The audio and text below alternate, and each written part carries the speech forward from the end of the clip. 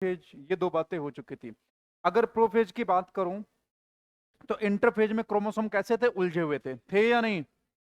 और वहां पे हमने क्रोमोसोम यानी कि क्रोमैटिन का नंबर डबल किया था, जिसे मैंने तुमसे बोला था क्रोमैटिड के फॉर्म में, कि जीवन फेज में क्रोमैटिड इस तरह से होगी और G2 में किस तरह से होगी, ये दो क्रोमैटिड हो जाएंगे। क्रोमोसोम नंबर यहां पे भी 1 था, क्रोमोसोम नंबर यहां पे भी 1 था। अगर मैं नंबर ऑफ क्रोमैटिड की बात करूं तो यहां पे 1 और यहां पे 2। तो अमाउंट की बात करूं, यहां 2C तो यहां 4C। ये जीवन कंडीशन में होगी, ये G2 कंडीशन में होगा। इसका हैप्लाइड और डिप्लाइड से कोई लेना देना नहीं है। बात समझ रहे हो नहीं? हाँ, अगर डिप्लाइड होंगे तो ऐसे 23 पेयर क्रोमोसोम होंगे। डिप्लाइड होगा तो ऐसे कितने क्रोमोसोम होंगे? 23 पेयर क्रोमोसोम्स होंगे। अगर हैप्लाइड होगा तो ऐसे सिर्फ 23 होंगे। ऐसे कितने होंगे? सिर्फ 23। और अगर डिप्लाइड होगा तो ऐसे 23 पेयर होंगे। पेयर का मतलब ये नहीं कि आपस में जुड़े हुए होंगे, इसका कतई मतलब नहीं है। इसका मतलब ये है कि वो इस फॉर्म में होंगे, 23 पेयर के फॉर्म में, दो दो दो दो करके 23 पेयर होंगे। और अगर हैप्लाइड होगा तो ऐसे सिर्फ कितने होंगे? 23। बात समझ पा रहे हो? हाँ, ठीक है। चलिए साहब, फिर बात करते हैं किसकी? प्रोफेज की। मैंने कहा प्रोफेज के अंदर जो ये उलझा हुआ क्रोमोसोम है, ये उलझे हुए जो क्रोमेटिन के धागे हैं, ये क्या करने लगेंगे? सुलझना शुरू हो जाएंगे। यहीं से, जहां से इनके सुलझने की शुरुआत होगी, यहीं पे माना जाएगा कि प्रोफेज शुरू हो गया है। मैंने लिखाया था प्रोफेज में कि एक कहां से मार्क्स होता है, जहां पे initiation of condensation of chromosome material शुरू होता है। याद आया? क्रोमोसोम मटेरियल का कंडेंसेशन शुरू हो जाएगा। उसके बाद क्या होगा? जो तुमने सेंट्रोसोम डुप्लीकेट किए वो अपोजिट पोल की तरफ मूव करना शुरू हो जाएंगे। याद आया? और तीसरा काम क्या होगा बच्चे? हाँ, धीरे धीरे उसके अंदर जो ऑर्गेनल है वो गायब होने लगेंगे, जैसे गोल्जी कॉम्प्लेक्स हो गया, ER हो गया, ठीक है नहीं? ये सारे क्या होंगे? धीरे धीरे गायब होने लगे, न्यूक्लियोलस गायब होने लगेगा। और चौथा काम जो होगा वो क्या होगा? हाँ, धीरे धीरे आखिरी में न्यूक्लियर मेम्ब्रेन जो है वो डिसअपियर होने लगेगी और क्रोमोसोम नियर अबाउट कंडेंस हो गए होंगे, नियर अबाउट कंडेंस। और बढ़िया से कंडेंस कहां दिखेंगे? मेटाफेज में। याद आया? और मेटाफेज में क्या होता था? क्रोमोसोम कंडेंस होके एकदम बाहर साइटोप्लाज्म में आ जाते हैं, और जो सेंट्रोसोम होते हैं यानी उसके अंदर जो सेंट्रियोल हैं, वो अपने धागों को छोड़ने लगते हैं, यानी माइक्रोट्यूब्यूल छोड़ने लगते हैं। और वो माइक्रोट्यूब्यूल आके कहां से जुड़ जाते हैं? काइनेटोकोर से। ठीक है नहीं? ये सेंट्रियोल अपना एक स्पिंडल फाइबर छोड़ेगा, वो एक काइनेटोकोर से जुड़ेगा। ये ये जो माइक्रोट्यूब्यूल है, ठीक है ना, या मैं बोल दूं ये सेंट्रियोल एक स्पिंडल छोड़ेगा, ये यहां से जुड़ जाएगा। यानी एक ही क्रोमोसोम से कितने स्पिंडल फाइबर जुड़ रहे हैं? दो। एक इस पोल से और एक इस पोल से, और जुड़ा कहां से? काइनेटोकोर से। तो पहला काम तो यही होता था कि स्पिंडल फाइबर का जुड़ना किससे? क्रोमोसोम के काइनेटोकोर से। दूसरा काम होता था उनको खींच के कहां पे लाना? हाँ जी, खींच के उसको लाना कहां पे? स्पिंडल फाइबर पे, ओ सॉरी, स्पिंडल प्लेट पे, यानी स्पिंडल इक्वेटर जैसे बोलते थे। ये स्पिंडल इक्वेटर पे सारे क्रोमोसोम को अरेंज कर दिया जाता है। अब एक तो क्रोमोसोम इक्वेटर पे अरेंज हो गए, दूसरा सबसे ज्यादा कंडेंस है, इसलिए इनकी मार्फोलॉजी की स्टडी करने के लिए सबसे बेस्ट स्टेज होती है। मार्फोलॉजी की स्टडी करनी हो या फिर साइज की स्टडी करनी हो, शेप की स्टडी के लिए कौन? एनाफेज अच्छा। ठीक है नहीं? अगर साइज की बात करूं तो सबसे बढ़िया कौन? मेटाफेज। अब ये सारे क्रोमोसोम एक लाइन पे अरेंज हो गए, जिसे मेटाफेजिक प्लेट कहा जाता है। अब अपन थर्ड स्टेज पे बढ़ेंगे, that is the anaphase. Third stage पे पढ़ेंगे, दैट इज द एनाफेज। अब मेरी बात समझना, एनाफेज में कुछ भी नहीं होगा। ये धागे देखना ध्यान से मेरे लाल, पहले देख लो। ये धागे खींचना शुरू होंगे। क्या होंगे? खींचना शुरू होंगे। जब ये खींचेंगे तो यहां से ये क्या है? सेंट्रोमियर तो है, ये सेंट्रोमियर स्प्लिट कर जाएगा, टूट जाएगा। क्या होगा? सेंट्रोमियर टूट टूट जाएगा। तो एक क्रोमेटिड नीचे आ जाएगी और एक क्रोमेटिड ऊपर चली जाएगी। यहां पे भी क्या होगा? सेंट्रोमियर टूट जाएगा, एक क्रोमेटिड नीचे और एक क्रोमेटिड ऊपर चली जाएगी। तो पहला काम एनाफेज में क्या होगा? सेंट्रोमियर की स्प्लिटिंग। पहला काम क्या होगा? सेंट्रोमियर की स्प्लिटिंग, सेंट्रोमियर टूटेगा। दूसरा काम क्या होगा? ये क्रोमेटिड जो सिस्टर क्रोमेटिड है, ये देखो, ये दोनों आपस में क्या, ये क्रोमेटिड और ये क्रोमेटिड आपस में क्या कहलाएंगे, सिस्टर क्रोमेटिड कहलाते नहीं कहलाते, बता चुका हूं। तो जैसे ही ये सेंट्रोमियर टूटेगा, सिस्टर क्रोमेटिड अपोजिट पोल की तरफ मूव करना शुरू हो जाएंगी। ये इस तरफ मूव करेगी और ये इस तरफ मूव करेगी। तो दोनों सिस्टर क्रोमेटिड अपोजिट डायरेक्शन में मूव करना शुरू कर देंगे। तो एनाफेज में दो काम, पहला काम स्प्लिटिंग ऑफ सेंट्रोमियर, पहला काम स्प्लिटिंग ऑफ सेंट्रोमियर, दूसरा काम क्या होगा, moment of sister chromatid, moment of sister chromatid to opposite pole, sister chromatid का अपोजिट पोल की तरफ मूव करना, ये दो काम होंगे। जब ये मूव कर रही होगी तो आगे कौन होगा, ये सेंट्रोमियर वाला हिस्सा आगे होगा या आर्म वाला, सेंट्रोमियर। बच्चे याद करो, इस यहीं से तो जुड़ा हुआ है धागा, अगर इसको खींचोगे तो ये आगे की तरफ भागेगा और जो ये आर्म्स होंगी वो कहां रह जाएंगी, पीछे, ठीक है नहीं। तो ये आगे की तरफ भागेगा, ये कहां कहां भागेगा, आगे की तरफ, और ये कहां रह जाएगा, पीछे की तरफ। तो ये जो सेंट्रोमियर वाला हिस्सा ये आगे की तरफ भागेगा और ये जो सिस्टर क्रोमेटिड की आर्म्स होंगी वो पीछे रह जाएंगे, ठीक है। नहीं समझ आया है?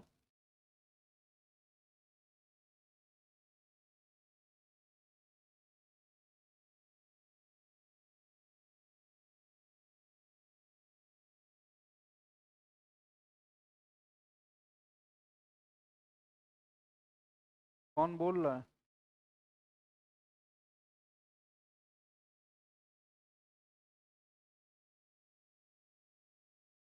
देखना मेरे लाल।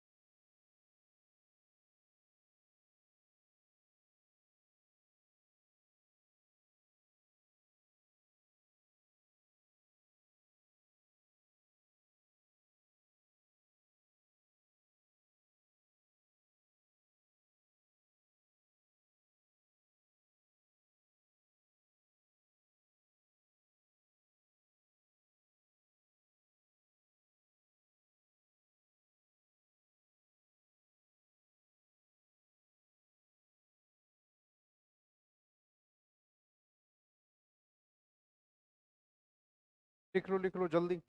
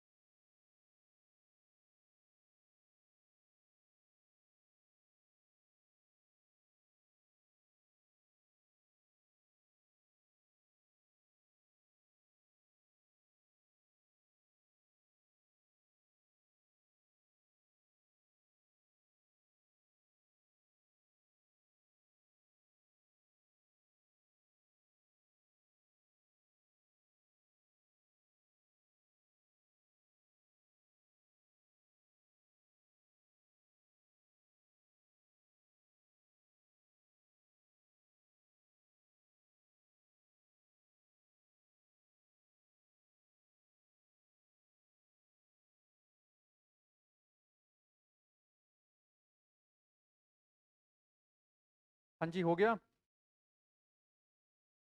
जल्दी लिखो एक। और सेंट्रोमियर देखो आगे है, सेंट्रोमियर के लिए लिख दो।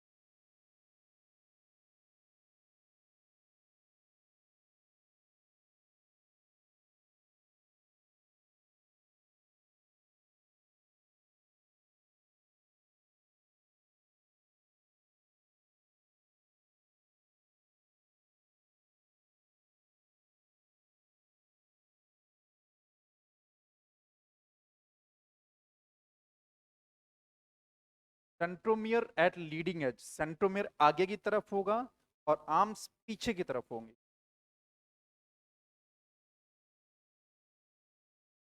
हाँ जी। हाँ हाँ, लिख लो।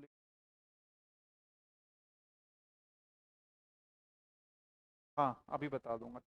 फिर से बात करता हूं, इधर देखना। मेटाफेज में अपन ने सारे क्रोमोसोम्स कहां पे रेंज कर लिए हैं? इक्वेटर पे। या इसी को कौन सी प्लेट बोलते हैं?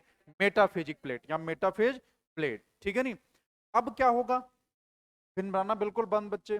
अब क्या होगा?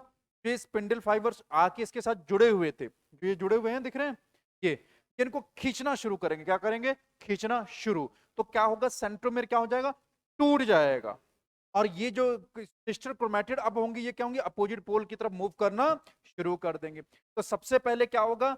जो सेंट्रोमेर होगा वो टूट जाएगा, और उसके बाद क्या होगा कि जो सिस्टर क्रोमैटिड अपोजिट पोल की तरफ मूव करना शुरू कर देंगे।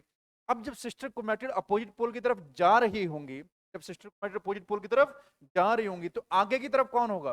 सेंट्रोमियर। और पीछे की तरफ कौन होगा? आर्म्स। तो मैंने लिख दिया सेंट्रोमियर लीडिंग एज, लीडिंग मतलब आगे की साइड में होगा, ठीक है नहीं? और आर्म्स क्या होंगी? Trailing behind. ट्रेलिंग मतलब पीछे, जो पीछे रह जाता है उसको बोलते हैं ट्रेल, और जो आगे होता है उसको बोलते हैं लीड, जो लीड करता है ना। और ट्रेल मतलब पीछे रह जाना। तो जो आर्म्स होंगी वो ट्रेलिंग बिहाइंड, पीछे की साइड रह जाएंगी, और आगे की तरफ लीड कौन करेगा? That is the centromere. अब इनको ये खींचेंगे स्पिंडल फाइबर, और ये अपोजिट पोल की तरफ मूव करना शुरू हो जाएंगे। अब तुम बताओ यहां पे कितने क्रोमोसोम है? जोर से बोलो, कितने क्रोमोसोम? 4 क्रोमोसोम। क्रोमैटिड कितनी है? 8 क्रोमैटिड दिख रही है ना? ऐसे बोल दूं, 1 chromosome with 2 chromatid, 4 chromosome with 2 chromatid. 4 chromosome ऐसे हैं जिनके पास 2 क्रोमैटिड है। यहां पे मैं क्या बोलूं, ध्यान से देखो, कितने क्रोमोसोम है? क्रोमैटिड कितनी है? 8। तो क्रोमैटिड नहीं बदल रही है, लेकिन सेंट्रोमियर टूट के 2 क्रोमोसोम में चेंज हो गया। तो हमको याद करो, क्रोमोसोम का अमाउंट हमने कब डबल किया था? जोर से बोलो, अमाउंट कब? एस फेज में। नंबर कहां डबल कर लिया? एना फेज में। नजर आया? अरे यही तो हमें करना था, क्रोमोसोम का अमाउंट भी डबल करना था, नंबर भी डबल करना था, तभी तो हम 1 से 2 सेल बना पाएंगे। मैंने शुरू में याद करो, मैंने कहा था हर चीज हमें डबल करनी है। क्रोमोसोम भी डबल करने हैं, ऑर्गेनल भी डबल करने हैं। ऑर्गेनल अपन ने इंटरफेज में डबल कर लिए, ग्रोथ करके साइटोप्लाज्म पहले से डबल हो रखा था, हमें खाली क्रोमोसोम डबल करने थे। तो अमाउंट हमने कब डबल किया? जोर से बोलो, कब? एस फेज में। और नंबर कब डबल कर लिया? एना फेज में। नजर आ रहा है? लेकिन सारे के सारे जितने भी क्रोमोसोम अभी एक ही सेल के अंदर हैं। अगर इसके पास 4 होंगे क्रोमोसोम, तो इसके पास कितने हो जाएंगे? 8। ठीक है नहीं? अब बस हमारा क्रोमोसोम डबल हो गया, अब हम इसको काट के अलग कर देंगे, बस इतना सही काम होगा। मेरी बात समझ में आई? हाँ। अब इसमें देखना, जब इसको अलग हो रहे होंगे क्रोमोसोम, तो इस पे स्पिंडल फाइबर जुड़ेंगे। स्पिंडल फाइबर कई तरह के होते हैं। एक वो स्पिंडल फाइबर जो एक पोल से दूसरी पोल की तरफ मूव कर रहे हैं, दिख रहे हैं, इनको बोला जाता है कंटिन्यूअस फाइबर या सपोर्टिंग फाइबर। क्या बोला जाता है? कंटिन्यूअस फाइबर या सपोर्टिंग फाइबर। ये सपोर्ट प्रोवाइड करने का काम करते हैं। ये क्या करते हैं? सपोर्ट प्रोवाइड करने का। अच्छा, स्पिंडल फाइबर किसके बने होंगे? माइक्रोट्यूब्यूल के। और माइक्रोट्यूब्यूल क्या होता है? एक साइटो स्केलेटन का हिस्सा है, हाँ या ना? और माइक्रोट्यूब्यूल खुद किसके बने? प्रोटीन के धागे होंगे, हाँ या ना? तो ये प्रोटीन के धागे जो कि इनको खींचने का काम करेंगे। तो एक ये होते हैं जिनको बोला जाता है कंटिन्यूअस या सपोर्टिंग फाइबर। कुछ वो हैं जो इनको पकड़ के खींच रहे हैं, इनको बोला जाता है क्रोमोसोमल फाइबर, क्योंकि क्रोमोसोम से यही जुड़ रहे हैं, क्रोमोसोम से यही जुड़ रहे हैं, तो इनका नाम क्या होगा? Chromosomal fibre. अब ये कंटिन्यूअस नहीं है तो इनको मैंने क्या बोल दिया? Discontinuous fibre. ये कंटिन्यूअस थे तो मैंने इनको क्या बोल दिया था? Continuous fibre. हाँ जी। एक नाम और बोला था टेक्टाइल फाइबर, ठीक है ना? ये इतना इंपॉर्टेंट नहीं, शायद कहीं पे लिखा जाए। और ये क्या काम करने हैं? पुल करने का काम कर रहे हैं, पुश करने का? खींच रहे हैं ना, क्रोमेटिड को पकड़ के क्या कर रहे हैं? खींच रहे हैं। तो मैंने क्या लिखा है? पुल द क्रोमेटिड, ठीक है नहीं? क्रोमेटिड को पुल करने का काम ये कर रहे हैं, कोई दिक्कत? एक और होते हैं, जब ये जैसे खींचते हैं तो नए फाइबर्स यहां पे आ जाते हैं, जैसे टूट के अलग होंगे ना, यहां पे कुछ नए फाइबर्स आ जाएंगे, जिन्हें क्या बोला जाएगा? Interzonal fibre. जो इन दोनों के बीच में पाए जाएंगे, दोनों जोन्स के बीच में होंगे, उन्हें क्या बोला जाएगा? इंटरजोनल फाइबर्स, ठीक है नहीं? अब ये क्या करेंगे? ये क्या करेंगे? पुश करने का काम करेंगे। ये क्या कर रहे हैं? धक्का दे रहे हैं। ये क्या कर रहे हैं? धक्का दे रहे हैं।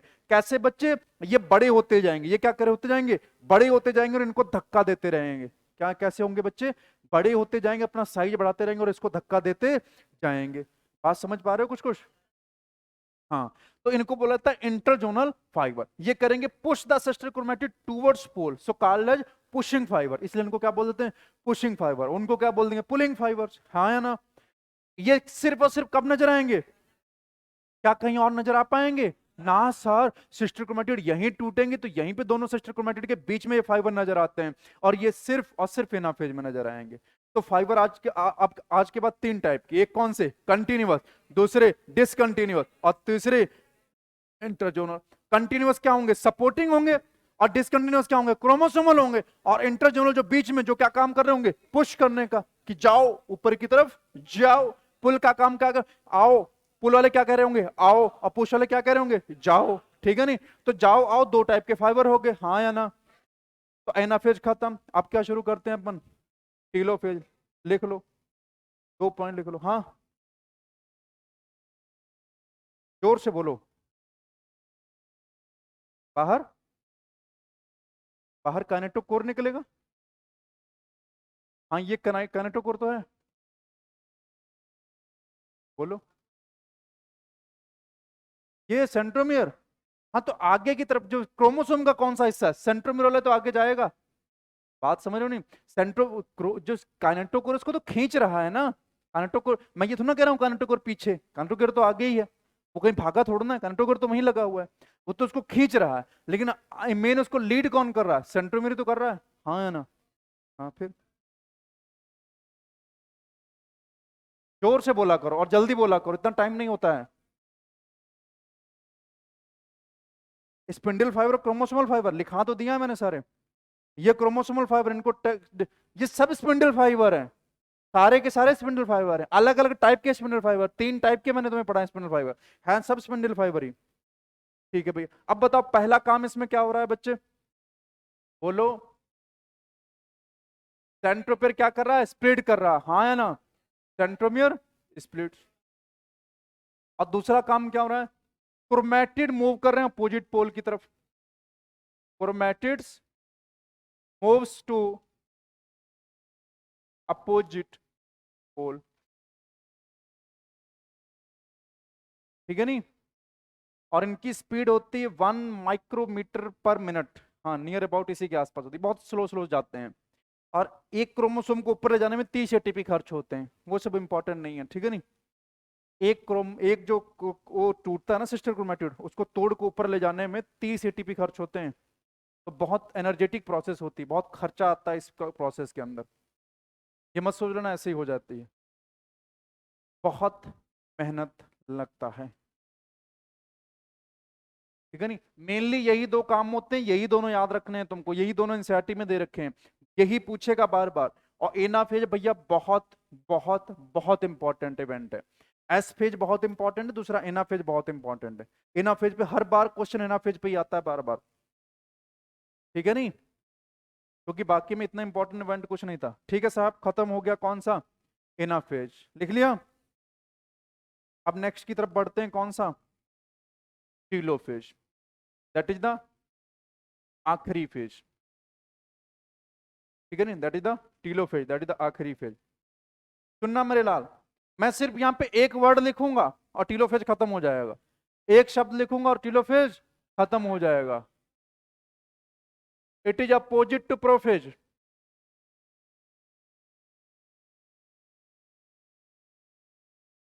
It is opposite to prophase, prophase का जस्ट उल्टा है, खेल खत्म। अब क्या होगा, प्रोफेज में तुमने क्या किया था, सबसे पहला काम क्या किया था, क्रोमोसोम, जो क्रोमोसोम मटेरियल था उसको कंडेंस करके क्या बनाया था, क्रोमोसोम, हाँ या ना। यहां पे क्या होगा, जो क्रोमोसोम तुम्हारे बने हुए हैं, ये क्रोमोसोम बने हुए हैं, अब इनका डीकंडेंसेशन हो जाएगा, क्या हो जाएगा, डीकंडेंस। वहां पे क्या हुआ था, कंडेंसेशन, यहां पे क्या होगा, डीकंडेंसेशन। यानी ये जो सुलझे हुए क्रोमोसोम, इनको उलझा दोगे, क्या कर दोगे, उलझा दोगे, अब ये क्रोमैटिन में चेंज होने लगेंगे, ठीक है नहीं। वहां पे दूसरा इवेंट क्या हुआ था, हाँ सेंट्रोसोम सेंट्रियोल, यहां वो सब गायब होने लगेंगे, ठीक है नहीं। जो ये बचेंगे, ये एक गायब ये इस अपोजिट पोल की तरफ चला जाएगा, वो अपोजिट पोल की तरफ चला। तीसरा काम क्या था, हाँ जी, गोल्जी कॉम्प्लेक्स, ईआर, न्यूक्लियस वहां डिसअपियर हो गए थे, यहां पे रीअपियर हो जाएंगे, यहां पे क्या हो जाएंगे, रीअपियर। वहां न्यूक्लियर मेम्ब्रेन टूट गई थी, यहां से वापस से रिफॉर्म हो जाएगी, दोबारा से बन जाएगी। मेनली तीन काम यहां पे हो रहे हैं, क्रोमोसोम का जो मटेरियल है उसका डीकंडेंसेशन हो जाएगा, वहां कंडेंसेशन हो रहा था, वहां पे न्यूक्लियोलस, ईआर और गोल्जी कॉम्प्लेक्स डिसअपियर हो रहे थे, यहां पे रीअपियर हो जाएंगे। वहां पे न्यूक्लियर मेम्ब्रेन, न्यूक्लियर एनवलप गायब हो रहा था, यहां पे दोबारा से वापस आ जाएगा, कोई दिक्कत। तो यहां पे तीन काम होंगे। अब देखना मेरे लाल,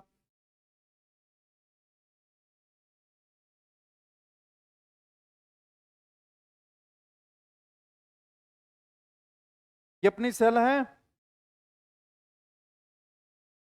अब देखना, ये क्रोमोसोम्स थे, अब इनको मैं उलझा रहा हूं, क्या कर रहा हूं, अब देखना ये उलझने लगे, ठीक, और दूसरे साइड के दूसरी साइड उलझ जाएंगे, कोई दिक्कत। ये देखो दूसरी साइड उलझ गए, ठीक है नहीं। और अब धीरे धीरे इसके ऊपर क्या आ जाएगी, न्यूक्लियर एनवलप आ जाएगा, इसके ऊपर क्या आ जाएगा, न्यूक्लियर एनवलप।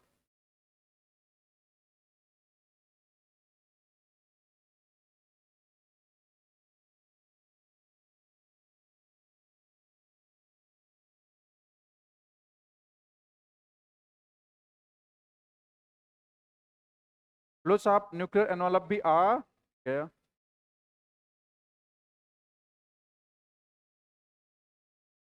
ठीक। अब देखो इसके ऊपर क्या आ गया, न्यूक्लियर एनवलप, और इसी के अंदर वापस कौन आ जाएगा,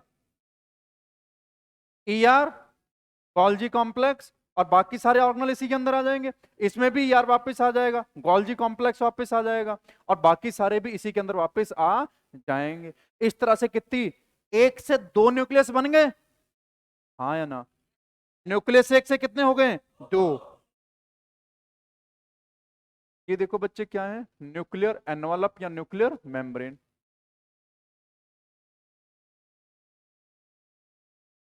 और ये अंदर इसके क्या पड़ा हुआ है, क्रोमोसोम का क्लस्टर। क्लस्टर का मतलब कह सकते हो बच्चे गुच्छा, ऐसे कह सकते हो, ठीक है नहीं, गुच्छा कह सकते हो, क्रोमोसोम का क्लस्टर यानी कि क्रोमोसोम का गुच्छा। एक से दो न्यूक्लियस बन गए, तो देखो मैं क्या लिख रहा हूं, पहला पॉइंट बताओ क्या लिख दूं, इसको बना लो चाहो तो पहले, ठीक है, फिर मैं तीन पॉइंट लिखा दे रहा हूं इसमें। एनसीईआरटी देखना, एनसीईआरटी में कुछ समझ नहीं आएगा, देखो वहां पे भी ऐसे बनाओ, हाँ जी। बच्चे ये देखो, ये मेरे लाल फिर से समझना, ये सारे एक किनारे चले गए, ये एक किनारे चले गए, अब जो ये क्रोमोसोम बने हुए हैं, ये क्रोमैटिड बने हुए हैं, ये धीरे धीरे क्या हो जाएंगे, वापस से उलझना शुरू हो जाएंगे, इनका डीकंडेंसेशन शुरू हो जाएगा और ये धागे के फॉर्म में उलझ जाएंगे। अब इन्हीं क्रोमैटिड को, जो ये 4 क्रोमैटिड दिख रही हैं, मैं ऐसे भी तो बोल सकता हूं ये 4 क्रोमैटिड भविष्य के बनने वाली सेल के क्रोमोसोम्स हैं, हाँ या ना।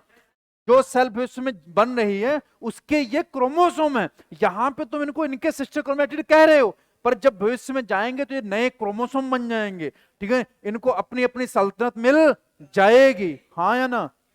तो और ये यहां पे उलझ जाएंगे और बाद में जब भी इसी न्यूक्लियस के अंदर सारे उलझ के पड़े रहेंगे। हाँ अब बना लो, समझ आया कुछ कुछ।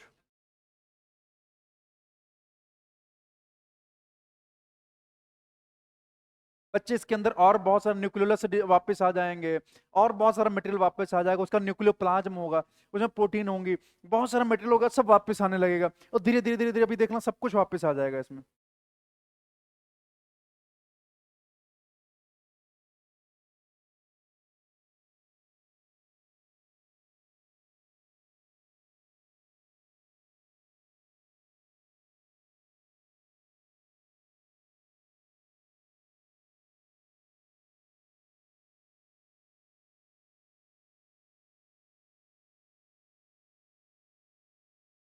क्या आ जाओगे कि वहां क्यों बनाया, यहाँ क्यों नहीं बनाया, वैसे हो गया, ऐसा क्यों नहीं हुआ, वहां तो ऐसा बना था, एनसीईआरटी में ऐसा नहीं बना था। इस चीज को समझो मास्टर बहुत समझो। पहले देखो क्रोमोसोम, आप चुप हो जाओ एकदम। Chromosome cluster moves to,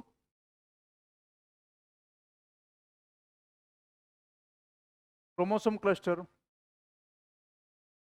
formed at opposite poles and lose their identity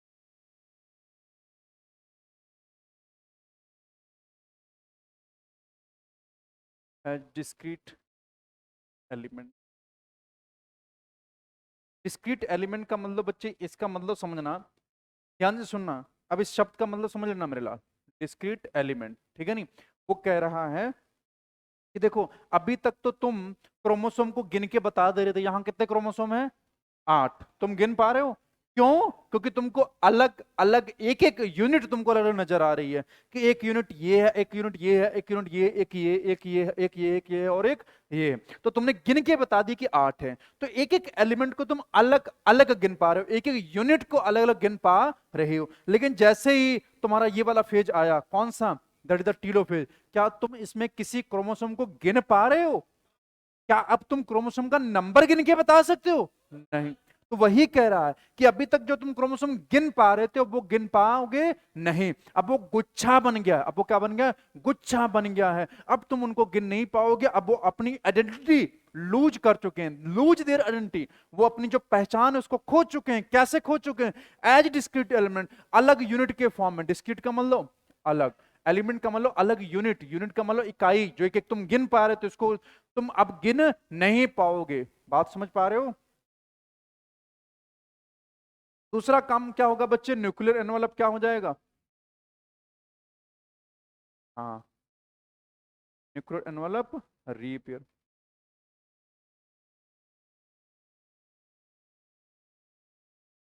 on daughter nuclei, daughter nuclei पे होगा नहीं होगा, एट अपोजिट पोल्स। तीसरा काम बताओ क्या होगा, हाँ जी, कौन कौन, E R, Golgi body and nucleolus, and nucleolus reform, and nucleolus reform, ये वापस से आ जाएंगे, ईआर हो, गोल्जी बॉडी हो, न्यूक्लियोलस क्या होंगे, दोबारा से वापस आने लगेंगे, ठीक है नहीं। एक तरफ न्यूक्लियर मेम्ब्रेन बन रही होगी, धीरे धीरे धीरे धीरे ये दोनों भी वापस आने लगेंगे, ठीक है।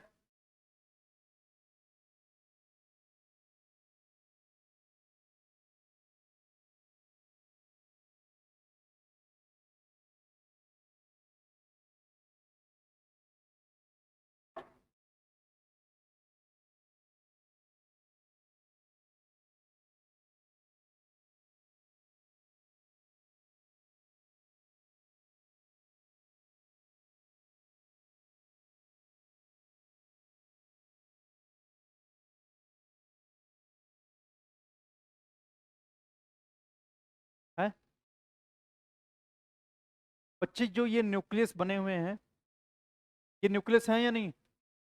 हाँ या ना?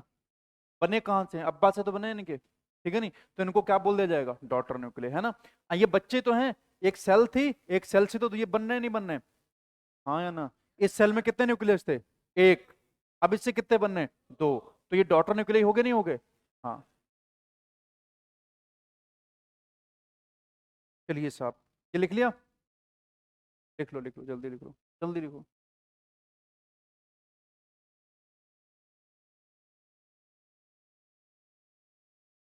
बच्चे एम फेज की अपन आखिरी फेज पे बढ़ रहे हैं, दैट इज द साइटोकाइनेसिस।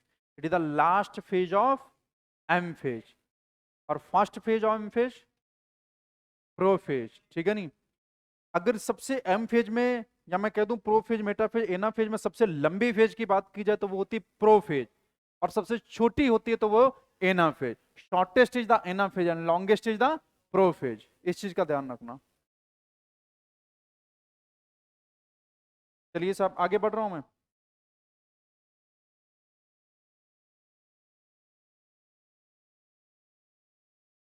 ये कौन सी थी? टीलोफेज।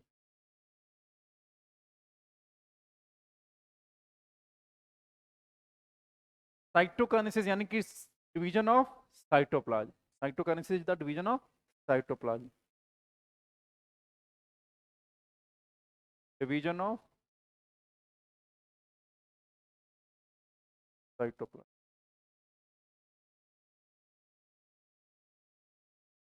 सबसे पहले डिवीजन ऑफ साइटोप्लाज्म अपन पढ़ लेते हैं किसमें? एनिमल सेल में।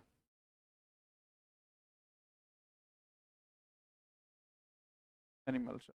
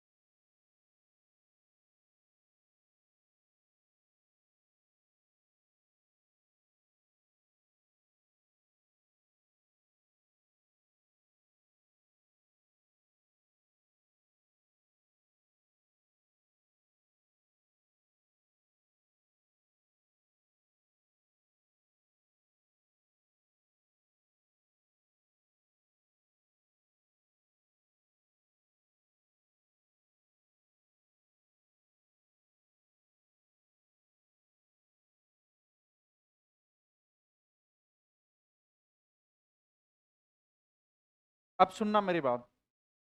अगर ये एनिमल सेल है तो सबसे बाहर कौन सी होगी? Cell membrane. सेल मेम्ब्रेन कैसी होती है? सॉलिड होती है, लिक्विड होती है, गैस होती है, या सेमी सॉलिड होती है? सेमी सॉलिड या सेमी लिक्विड, या मैं सेमी लिक्विड या सेमी सॉलिड की बात कर लूं। यानी ना तो बहुत ज्यादा टफ होती, ना बहुत ज्यादा वीक होती है। तो ये लगभग क्वेसी फ्लूइड नेचर होता है। इसका नेचर कैसा होता है? हाँ जी, क्वेसी फ्लूइड नेचर। और सेल वॉल कैसी होती है? बहुत ज्यादा रिजिड होती। क्या होती? बहुत ज्यादा रिजिड और टफ होती। याद आया? अगर ये वो है, बहुत आसान है, तो देखना ये क्या होगा कि इसको, अगर तुम्हें साइटोकाइनेसिस करनी, क्या करनी बच्चे? साइटोकाइनेसिस। साइटोकाइनेसिस मतलब इस जो साइटोप्लाज्म है इसको काट के अलग करना, इसको काट के अलग करना। इसमें बहुत सिंपल आसान होता है। इसमें क्या होता है बच्चे? एक माइक्रोफिलामेंट होता है। क्या होता है? माइक्रोफिलामेंट। देखो ऐसे बना रहा हूं, ये क्या होता है? मान लो माइक्रोफिलामेंट। माइक्रोफिलामेंट क्या होता है? साइटोस्केलेटन का एलिमेंट, यानी प्रोटीन का धागा। अब ये प्रोटीन का धागा बच्चे बनेगा और इसको पता क्या करेगा? इसको ऐसे पकड़ लेगा। किसको? इसको ऐसे। सेल मेम्ब्रेन को क्या करेगा? पकड़ लेगा। ध्यान से देखना, इधर से पकड़ लेगा और इधर से पकड़ लेगा और खींचना शुरू करेगा। क्या करेगा? खींचना शुरू करेगा। फिर से देखना, बीच में माइक्रोफिलामेंट का धागा आएगा। किसका धागा बच्चे? माइक्रोफिलामेंट का। वो इधर से पकड़ेगा सेल मेम्ब्रेन को, इधर से सेल मेम्ब्रेन का पकड़ेगा और खींचना शुरू कर देगा। और तब तक करेगा जब तक वो आपस में मिल ना जाए, तब तक खींचेगा जब तक वो आपस में मिल ना जाए। अब देखना ये क्या होगा।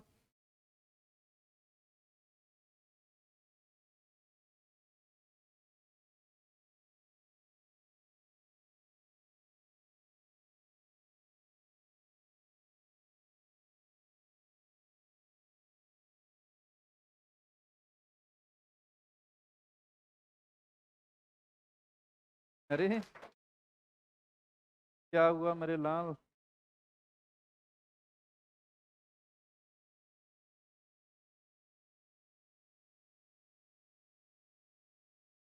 अब ध्यान से देखना, अब ये खींचना शुरू करेगा तो अंदर की तरफ खींचना शुरू हो जाएगा ऐसे, हाँ या ना? दिख रहा है? और ये इधर से भी अंदर की तरफ खींचना शुरू हो जाएगा, ठीक है नहीं? और ये देखो ये खींच रहा है इसको लगातार।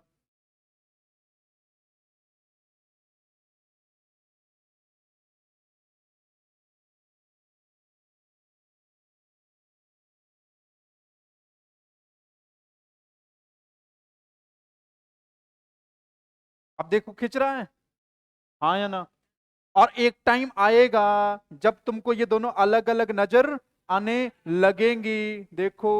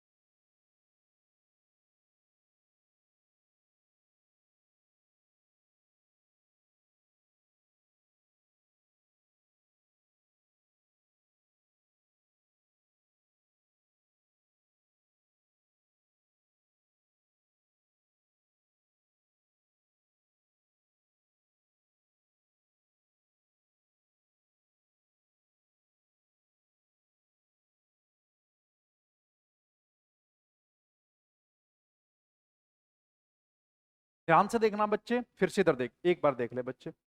इधर से माइक्रोफिलामेंट ने सेल मेम्ब्रेन को पकड़ा, इधर से माइक्रोफिलामेंट ने सेल मेम्ब्रेन को पकड़ा और खींचना शुरू कर दिया। इमेजिन करना, एकदम एकदम खींचता जा रहा, खींचता जा रहा, खींचता जा रहा, खींचता जा रहा, और जाके उसने मिला दिया। जैसे मिलाया सेल दो, सेल एक से कितनी हो जाएंगी? दो। और यहां पे दोबारा से सेल मेम्ब्रेन का फॉर्मेशन हो जाएगा। जो ये है यही आपस में मिल जाएंगी, मिलने के बाद इन पे क्या आ जाएगी? Cell membrane. और एक सेल से कितनी सेल बने? दो। पक्की बात। किसने करवाया साइटोकाइनेसिस? माइक्रोफिलामेंट। कैसे बनवा, कैसे करवाया सर? खींच के। ऐसे बोल दो फरो बन रही है। क्या बन रही है? फरो। फरो का मान लो गड्ढा, फरो फॉर्मेशन, गड्ढा बन जाएगा नहीं बनेगा? ठीक है नहीं? तो फरो फॉर्मेशन हो रही है इसके अंदर। क्या हो रही है? Furrow formation. गड्ढा बनता जा रहा, बनता जा रहा, बनता जा रहा, बनता जा रहा, वो आपस में मिल जाएगा। तो फरो फॉर्मेशन हो रही है, माइक्रोफिलामेंट करवा रहे हैं। तीसरा देखना, सेंटर की तरफ हो रहा है, सेंटर से दूर। बच्चे ये बड़ी सी सेल, इसका सेंटर ये होगा नहीं होगा? इसका। तो इसका जो फरो बन रहा है, या मैं कहता हूं साइटोकाइनेसिस हो रहा है, वो किसकी तरफ हो रहा है? सेंटर की तरफ हो रहा है। किधर हो रहा है? सेंटर की तरफ। अच्छा तुमने वो पढ़ा होगा, पढ़ा ही नहीं अभी, लेकिन मैं फिर भी बता देता हूं।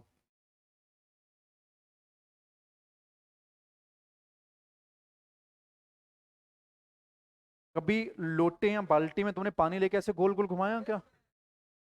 पानी नहीं गिरता है, पानी नहीं गिरता है। क्यों? मान लो ये देखो, अब कुछ मत करना तुम लोग, हाँ बता दे रहे हैं, बाहर कर देंगे, ठीक है नहीं?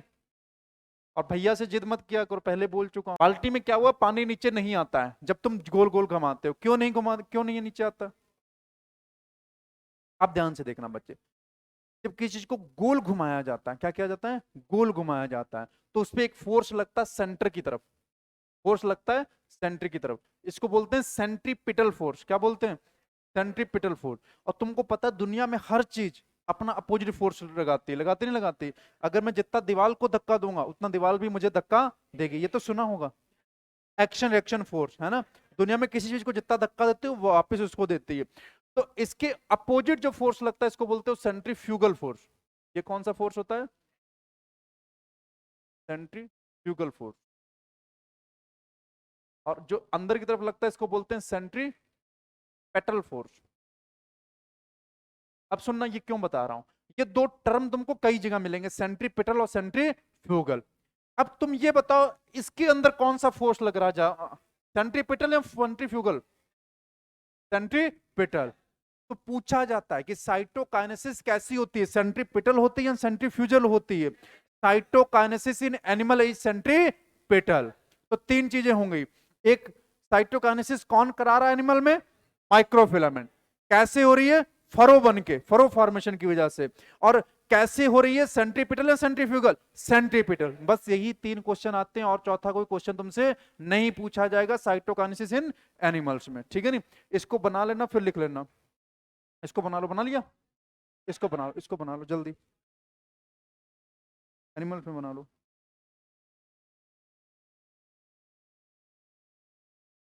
वो कब क्या होता है, ये कब क्या होता है? बेटा सीटी जाते हैं उसको उठा के बाहर कर देना, रेस्टिकेट करवाना मेरी जिम्मेदारी रही है।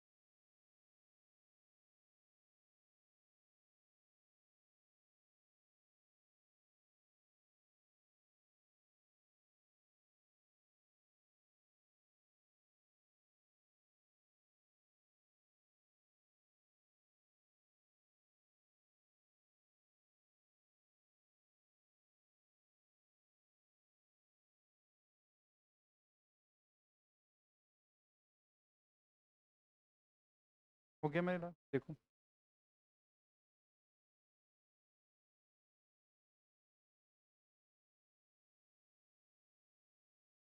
ये तीन शब्द तुमको याद रखने, फरो, सेंट्रीपिटल और माइक्रोफिलामेंट। माइक्रोफिलामेंट बनाता है, सेंट्रीपिटल ऑर्डर में होती है और फरो का फॉर्मेशन होता है, ठीक है नहीं? वो सेंट्रीपिटल सेंट्रीफ्यूजल वाला भी लिख लेना था, अभी तुमने पढ़ा नहीं है, 11th में शायद पढ़ाया जाता है रोटेशनल, है ना? रोटेशनल मोशन है, सर्कुलर मोशन पढ़ाया जाएगा, तब तुम खूब पढ़ोगे सेंट्रीपिटल फोर्स निकालते कैसे हैं, सेंट्रीफ्यूगल कैसे निकालते हैं, ठीक है नहीं?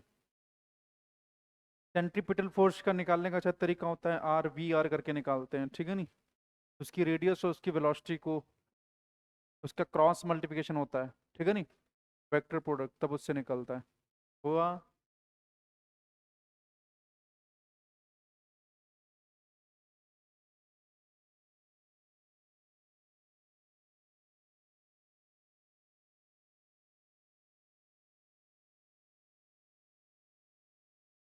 ठीक है नहीं? तो ये साइटोकाइनेसिस किस में हो गई है? एनिमल्स में। अब अपन साइटोकाइनेसिस किस में पढ़ेंगे? दैट इज द प्लांट्स में। ये होगी एनिमल्स में, अब किस में पढ़ रहे हैं अपन? प्लांट्स में। अब प्लांट्स में बच्चे दूसरे तरीके से होगी।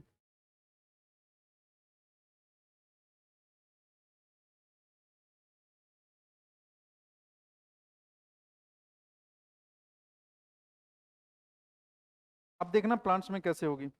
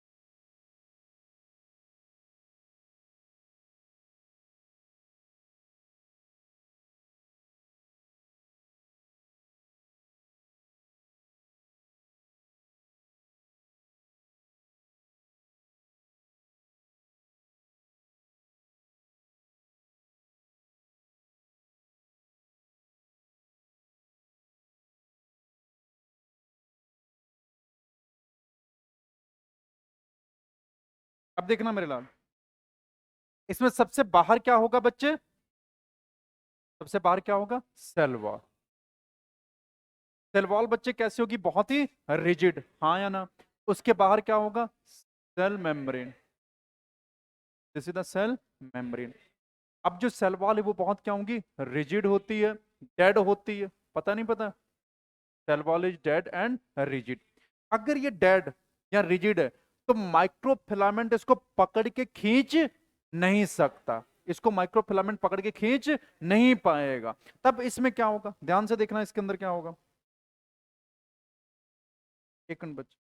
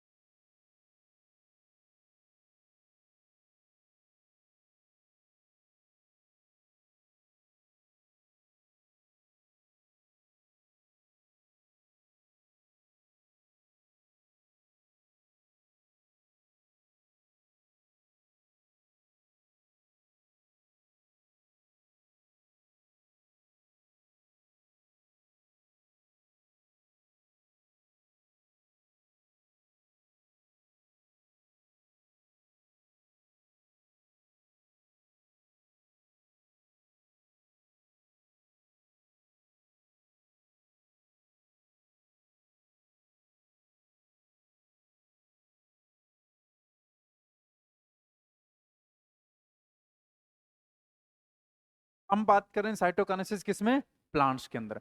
प्लांट्स के अंदर चूंकि बाहर सेल वॉल पाई जाती है, क्या पाई जाती है, बाहर की तरफ सेल वॉल पाई जाती है, तो बाहर सेल वॉल होने की वजह से अब माइक्रोफिलामेंट पकड़ के इसको खींच नहीं सकते, अब माइक्रोफिलामेंट इसको पकड़ के खींच नहीं सकते, तो अब कुछ और अरेंजमेंट करना पड़ेगा, अब कुछ और अरेंजमेंट करना पड़ेगा। तो क्या करना पड़ेगा, देखो इसमें क्या होता है, जो स्पिंडल फाइबर्स थे, कौन थे बच्चे, स्पिंडल फाइबर, वो इसमें परसिस्ट करते हैं, रह जाते हैं, क्या करते हैं, स्पिंडल फाइबर कुछ देर तक रह जाते हैं। अब उसी के, ये स्पिंडल फाइबर थे, उसी के टुकड़े जो होते हैं, स्पिंडल फाइबर के जो फ्रेगमेंट है, उन्हीं को क्या बोला जाता है, फ्रेगमोप्लास्ट, क्या बोला जाता है, फ्रेगमोप्लास्ट। अब ये फ्रेगमोप्लास्ट देखो इक्वेटर से लगे हुए हैं थोड़ा थोड़ा, ठीक है नहीं, इक्वेटर से अभी भी थोड़े थोड़े से लगे हुए हैं, ये कहीं जाते नहीं, वहीं पे पड़े रहते हैं। अब गोल्जी बॉडी कुछ वेजिकल का सिक्रेशन करना शुरू करती है, कुछ वेजिकल, कुछ बॉडीज का सिक्रेट, कुछ ऐसे मटेरियल का सिक्रेशन शुरू करती डालना, कुछ मटेरियल डालना शुरू करता है। कौन सिक्रेट करता है बच्चे, गोल्जी बॉडी।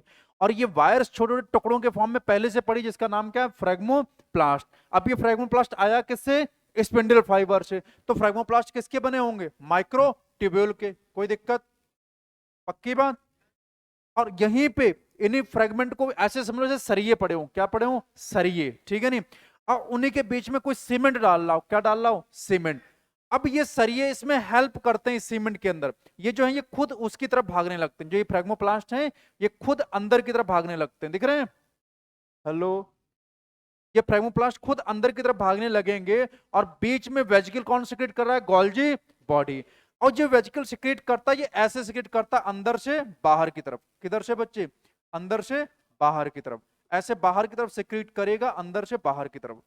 और ये लगातार ऐसे सिक्रेट करता जाएगा करता जाएगा करता जाएगा, देखो एक ऐसे रखा है, ऐसे रखा है, एक एक वेजिकल रखता जा रहा है, एक एक वेजिकल रखता जा रहा है, इस साइड में और इस साइड में भी, इस साइड में भी वेजिकल रखता जा रहा है। और फ्रेगमोप्लास्ट इन सारे काम में हेल्प करता है, हाँ या ना। और धीरे धीरे अब ये फ्रेगमोप्लास्ट भी इससे आके जुड़ जाएंगे, और ये वेजिकल कैसी हो जाएंगी, जोर से बोलो, ये वेजिकल कैसी हो जाएंगी, सॉलिड। अब यही सॉलिड वेजिकल और ये पूरा गुच्छा आगे चल के क्या बना देगा, सेल प्लेट, और यही सेल प्लेट क्या बना देगी, मिडिल लैमेला। अब मिडिल लैमेला सेल प्लेट में हेल्प किस किसने की, दो लोगों ने, एक फ्रेगमोप्लास्ट ने और एक वेजिकल ने। और ये बन कहां से कहां रहे, सेंटर से बाहर की तरफ या सेंटर की तरफ, सेंटर से बाहर की तरफ। तो ये सेंट्रीपिटल है सेंट्रीफ्यूगल, सेंट्रीफ्यूगल। तो ये सेंट्रीफ्यूगल ऑर्डर में बनते हैं, इनको बनाने में दो लोग मदद करते हैं, एक तो गोल्जी के द्वारा सिक्रेट किए गए वेजिकल, वेजिकल का मतलब कुछ ऐसे समझ लो सीमेंट जैसे उसने डाल दिया हो, कुछ मटेरियल सिक्रेट करता है, उस मटेरियल को क्या बोलते हैं, वेजिकल।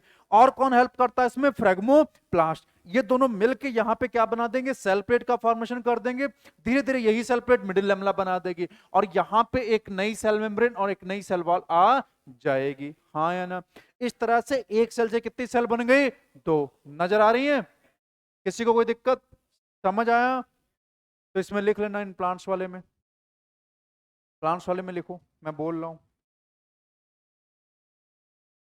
देखो in plant cell wall formation starts, wall formation starts in plant cell, wall formation starts, देखो wall formation starts in the centre of the cell, ऐसे लिख दो, from centre of the cell, from centre of cell, wall formation starts from the centre of cell. Arrow बना के लिख देना centrifugal order, arrow बना के लिख देना centrifugal order. Wall formation starts from the centre of cell, from the centre of cell, ठीक है नहीं, एरो बना के आगे लिख देना क्या, सेंट्रीफ्यूगल ऑर्डर, ठीक है नहीं। फिर आगे लिखो, नेक्स्ट पॉइंट में लिखो, in plant cell, in plant cell spindle persist for some time, in plant cell, next point में लिखना बच्चे, in plant cell spindle persist for some time, spindle persist for some time. अब उसके आगे arrow बना के लिख देना फ्रेगमोप्लास्ट, के आगे एरो बना के लिख देना ऐसे, उनको क्या बोलते हैं बच्चे, फ्रेगमोप्लास्ट,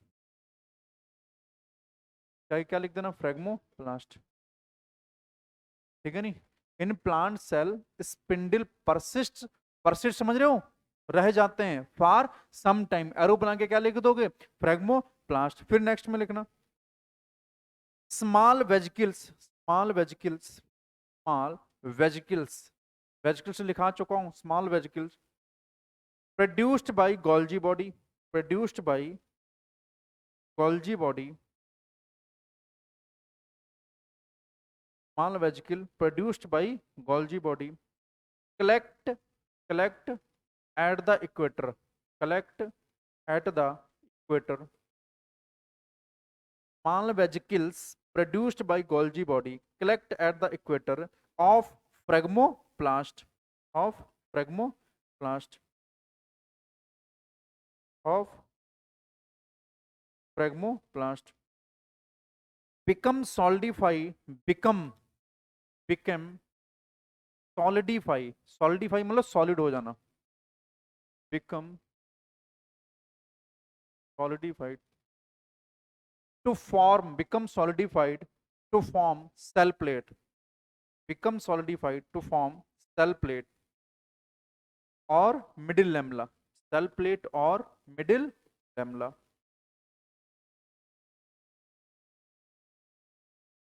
cell plate or middle lamella. Next line में लिखना it grows centrifugally, it grows, it grows centrifugally, it grows centrifugally and comes, and comes centrifugally and comes in contact with the, and comes in contact with the cell wall, and comes in contact with the cell wall of parent, comes in contact with the cell wall of parent cell, cell wall of parent cell, cell wall of parent cell हो गया।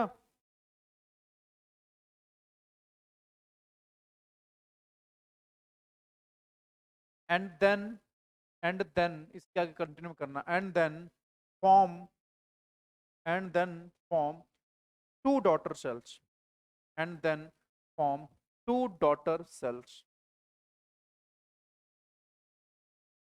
And then forms two daughter. समझ आया पक्का? हाँ जी बच्चे, इस तरह से तुम्हारा माइटोसिस एक बार के लिए खत्म हो गया। अभी एक बार अपन और पढ़ेंगे जब मियोसिस 2 पढ़ेंगे। अब ध्यान से सुनना मेरे लाल, एक बार ध्यान सुनना। अगर मान लो कैरियोकाइनेसिस हो जाती, क्या हो जाती, और साइटोकाइनेसिस ना होती, कैरियोकाइनेसिस हो जाती, साइटोकाइनेसिस ना होती, तो एक न्यूक्लियस था मान लो एक सेल के अंदर, एक सेल थी, इससे कितनी सेल बन जाती, दो ना बनती, दो न्यूक्लियस बन जाता। कितने न्यूक्लियस बन जाते, दो। इसके बाद ही तो साइटोकाइनेसिस होनी थी। देखो कैरियोकाइनेसिस तो हो गई, पर इसके बाद होनी थी क्या, साइटोकाइनेसिस। मान लो वो फेल हो गई, वो फेल हो गई, तो मैं कह दूं कंडीशन मल्टी न्यूक्लियोटाइड अराइज हो जाएगी। क्या आ जाएगी, मल्टी न्यूक्लियोटाइड कंडीशन आ जाएगी। और अगर मान लो अगली बार फिर कैरियोकाइनेसिस हो गई, अगली बार फिर कैरियोकाइनेसिस हो गई, तो दो से कितने न्यूक्लियस बन जाएंगे, ये भी तो मल्टी न्यूक्लियोटाइड कंडीशन। ये भी कौन सी, मल्टी न्यूक्लियर। मल्टी न्यूक्लियर मतलब एक से ज्यादा न्यूक्लियस। एक ही सेल में एक न्यूक्लियस रहता है जनरली, लेकिन एक से ज्यादा न्यूक्लियस होंगे तो मल्टी न्यूक्लियर कंडीशन। तो पहली बार अगर कैरियोकाइनेसिस और साइटोकाइनेसिस नहीं हुई तो that is the dikaryon phase, और उसके बाद नहीं हुई तो फिर और ज्यादा मल्टी न्यूक्लियर कंडीशन, 4 के बाद अगली बार 8 हो जाएंगी, 16 हो जाएंगी। तो अगर साइटोकाइनेसिस नहीं हुई कैरियोकाइनेसिस के बाद तो कंडीशन मल्टी न्यूक्लियोटाइड आ जाएगी, हाँ या ना। तो एनसीईआरटी में लिखा हुआ है सिनसाइथियम, क्या लिखा हुआ है, सिनसाइथियम, ध्यान से समझ।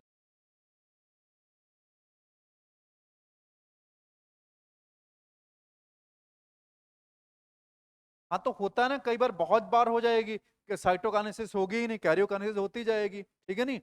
तो उसके अंदर बहुत सारा मल्टीन्यूक्लियोटाइड कंडीशन हो जाती है। जैसे वो देखा तुमने कोकोनट कच्चा वाला, उसमें पानी जो होता है वो मल्टीन्यूक्लियोटाइड है, वो पूरा मल्टी न्यूक्लियस में दबा के न्यूक्लियस भरे हुए, बहुत न्यूक्लियस, हजारों न्यूक्लियस होते हैं, और वो सेल डिवाइड ही नहीं करती, ठीक है नहीं, साइटोकाइनेसिस उसके अंदर होती ही नहीं। तो देखना बच्चे, मेरे लाल इधर देखना, मल्टी न्यूक्लियर कंडीशन दो तरीके की होती है मेरे लाल, मल्टी न्यूक्लियर कंडीशन दो तरीके की होती है। एक होती है सिनोसिटिक, एक क्या होती है, सिनोसिटिक, और एक होती है सिंसाइथियम, ठीक है नहीं। अब ध्यान से समझना मेरे लाल, साइट वर्ड किसके लिए आता है, पक्की बात, यहां पे भी देखो साइट आने की कोशिश हुई थी। सिन का मतलब होता है साथ साथ, का मतलब क्या होता है, साथ साथ, सिन वर्ड कई जगह पे मिलेगा तुमको, ठीक है नहीं, बहुत जगह पढ़ोगे। और सीनो का मतलब होता है अलग अलग, ठीक है नहीं, और साइड का मतलब क्या होता है, सेल। अब देखना मेरे लाल, अगर मान लो एक न्यूक्लियस था, एक सेल थी, सॉरी एक सेल थी, उसमें कैरियोकाइनेसिस हुई, और एक एक एक किसी में कितने न्यूक्लियस बन गए, दो, और उसके बाद अगर साइटोकाइनेसिस ना हो पाई, साइटोकाइनेसिस फेल हो गई, तो ऐसी कंडीशन को क्या कहते हैं, स्टेनोसिटिक कंडीशन। यानी इसका मतलब क्या हुआ, failure of cytokinesis after karyokinesis, तो इस कंडीशन को क्या बोला जाता है, सिनोसिटिक। अगर दूसरी कंडीशन देखना, अगर मान लो ये यूनिन्यूक्लियर सेल थी और ये यूनिन्यूक्लियर सेल थी, ये आपस में फ्यूज कर जाएं, क्या कर जाएं, फ्यूज कर जाएं, तो बताओ एक ही सेल के अंदर क्या हो जाएंगे, दो न्यूक्लियस, हाँ या ना। तो ये बोल दूं सिंसाइथियम का, formed by fusion of uninuclear cells, इतनी बात समझ आई तुम्हें कि नहीं आई बच्चे, अगर यूनिन्यूक्लियर एक न्यूक्लियर वाली सेल्स थी, दो सेल थी, दो सेल फ्यूज हो जाएं, क्या हो जाएं, फ्यूज हो जाएं, फ्यूज हो जाएंगी तो क्या होगा, एक सेल बन जाएगी, दो से कितनी सेल, एक सेल, पर न्यूक्लियस तो उसके अंदर फ्यूज नहीं हो पाएंगे, तो न्यूक्लियस एक से कितने हो जाएंगे, दो। ऐसा कई बार होगा कि एक ही सेल बार बार बार बार फ्यूज होती जाएगी और उसके अंदर बहुत सारे न्यूक्लियस बन जाएंगे, हाँ जी। अब इसका एग्जाम्पल देखना बच्चे, ध्यान से समझना, इसका एग्जाम्पल देखना, प्लांट्स के अंदर क्या होता है, दो जगह पे पाई जाती है कंडीशन, डेवलपिंग, बच्चे कोई नहीं ये बताता, तेरे को बता रहा हूं खाली हाँ, डेवलपिंग एंडोस्पर्म। और देखो क्या होता है दूसरा कंडीशन बच्चे, एक टेप्टम, याद करो मल्टीन्यूक्लियोटाइड में मैंने लिखाया था, ठीक है नहीं। इसके अलावा फंगाई, कौन, फंगाई, कौन सी फंगाई, सिनोसिटिक फंगाई, सिनोसिटिक फंगाई, और ये होती है फाइकोमाइस्टीज, ये होती है कौन सी, फाइकोमाइस्टीज, ठीक। तीसरी बच्चे होती है स्केलेटल मसल्स, कौन सी, स्केलेटल मसल्स, और होती है कार्डियक मसल्स,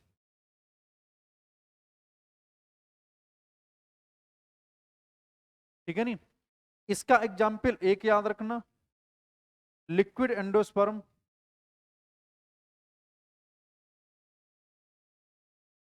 ऑफ कोकोनट।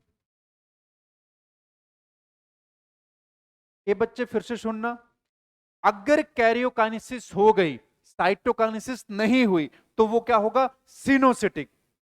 और अगर अगर यूनिन्यूक्लियर सेल फ्यूज हो गई और उससे एक ऐसी सेल बनी जो मल्टीन्यूक्लियर है, तो उसे क्या बोला जाएगा, सिनसाइटियम। उसका एग्जाम्पल कौन होगा, लिक्विड एंडोस्पर्म ऑफ कोकोनट।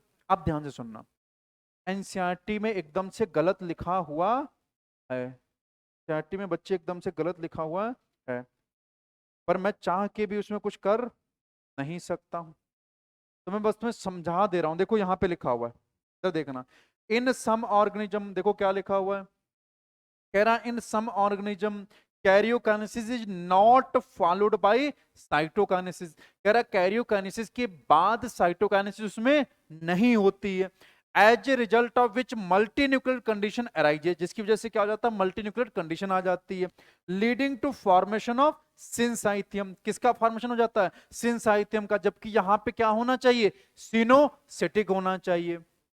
तो ये थोड़ा सा उल्टा दे रखा है, ये थोड़ा सा उल्टा दे रखा है, पर इसको बच्चे सही मानना, इसको क्या मानना, सही। उस कॉन्सेप्ट को भी याद रखना, इस कॉन्सेप्ट को भी याद रखना। इसमें सिर्फ एक एग्जांपल दे रखा, लिक्विड एंडोस्पर्म इन कोकोनट। तो मैंने तुझे सिंसाइथियम की डेफिनेशन भी बता दी है और ये गलत वाली डेफिनेशन भी बता दी है, लेकिन एग्जाम्पल मैंने इसका एक ही साथ में लिखाया है कि सिंसाइथियम का एग्जाम्पल कौन होगा, लिक्विड एंडोस्पर्म इन कोकोनट। हाँ या ना? पर तेरे को बात तो समझ आ गई ना, दोनों में दोनों अलग अलग चीजें होती हैं, सिनोसिटिक अलग होती है, सिंसाइथियम अलग होती है। इस लाइन को एज इट इज याद रखना, ये लाइन इंपॉर्टेंट है, ये सही मानी जाएगी। मैं कतई नहीं कह रहा हूं जो मैं लिखाया हूं वो गलत है, पर बाकी जहां जहां मिलेगी मल्टीन्यूक्लियर कंडीशन तब मेरी बात को फॉलो करना। हाँ या ना? बाकी कहीं भी मल्टीन्यूक्लियर कंडीशन आएगी तब तुम मेरी बात को वाली को फॉलो करोगे, पर इतनी बात तुम एनसीईआरटी की एज इट इज मानोगे। हाँ या ना? बोलो। हाँ, कंडीशन मैंने तेरे को दोनों बता दी, फिर बोल रहा हूं ये गड़बड़ लिखा हुआ है, ठीक है नहीं? लेकिन सच देखो, कुछ भी होगा एनसीईआरटी को ही सही माना जाएगा। वो कह दे पेंसिल टेढ़ी है तो कल से पेंसिल टेढ़ी है, ठीक है नहीं? वो कल से कह दे कि सूरज जो है वो धरती के चक्कर लगा रहा, तो कल से सूरज ही चक्कर लगाएगा। दुनिया कोई मास्टर कुछ हो बोले, तुम कहते ना चक्कर सूरज ही लगाता है, हमको नहीं पता, एनसीईआरटी ने बोला है। तुम्हारे लिए एनसीईआरटी सरोपर ही है, फिर से बोल रहा हूँ, ठीक है नहीं? नीट में अगर गलत भी आंसर हो गया और केस लेके गए, चाहे तुम कितने साइंटिस्ट लगा दो, बात एनसीईआरटी की मानी जाएगी, ठीक है नहीं? हाँ या ना? हाँ, लिखो इसको।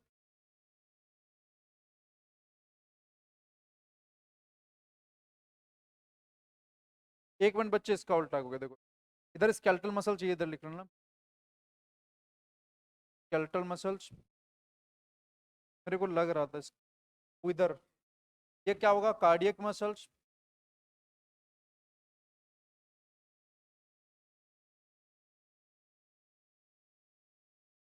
डांस में याद रखना कौन, टेपटम।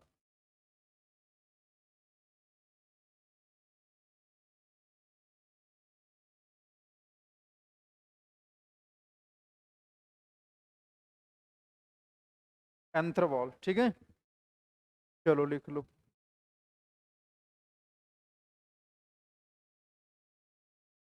हाँ,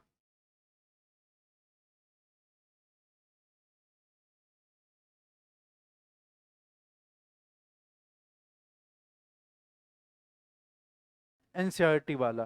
पर मैंने तुमको डेफिनेशन दोनों की अलग अलग समझा दी, असली डेफिनेशन, सही डेफिनेशन यही होती है, ठीक है नहीं? है तो कई जगह मिलेगा, ठीक है नहीं?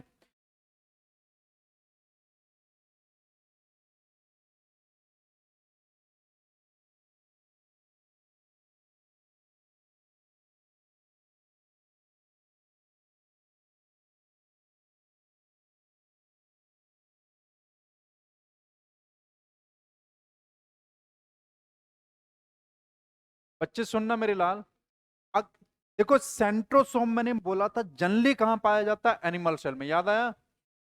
तो स्पिंडल फाइबर सेंट्रियोल से कहां बनेंगे, एनिमल सेल में। कहां बनेंगे, एनिमल सेल में। तो ऐसी जो माइटोसिस को क्या बोला जाएगा, सेंट्रल माइटोसिस या एस्ट्रल माइटोसिस कहलाएंगी। ये एग्जाम्पल कौन हो जाएगा, एनिमल सेल। और अगर सेंट्रियोल पार्टिसिपेट नहीं करेगा, देखो मैं क्या लिख रहा हूं, when centriole do not participate in mitosis. अब ये वाली क्या कहलाएगी, that is the ancestral ancestral and acentral mitosis, है नहीं? और इसका एग्जाम्पल क्या हो जाएगा, प्लांट सेल, ठीक है नहीं? माइक्रोट्यूब्यूल बनाएंगे, उसमें कौन बनाएंगे, माइक्रोट्यूब्यूल डायरेक्ट बना देते हैं, उसमें सेंट्रियोल की जरूरत नहीं पड़ती, माइक्रोट्यूब्यूल डायरेक्ट इसमें स्पिंडल फाइबर बना देंगे।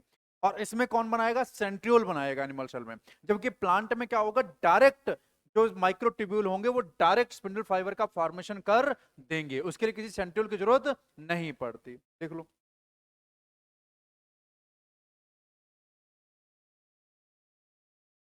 नहीं नहीं नहीं, ये तो अलग, एन एस्ट्रल, ठीक है नहीं, माइटोसिस अकर्स इन ठीक है नहीं, एस्ट्रल माइटोसिस अकर इन, ए सेंट्रल माइटोसिस अकर इन, सेंट्रल माइटोसिस अकर इन, एग्जाम्पल दे देगा, कोई प्लांट दे देगा, कोई एनिमल दे देगा, 2-3 एग्जाम्पल, ठीक है नहीं।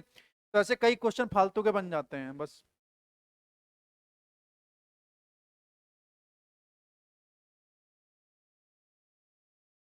सुनना, माइटोसिस तुम्हारी खत्म हो गई है, नेक्स्ट टर्न पे माइटोसिस अच्छे से पढ़ के आना। माइटो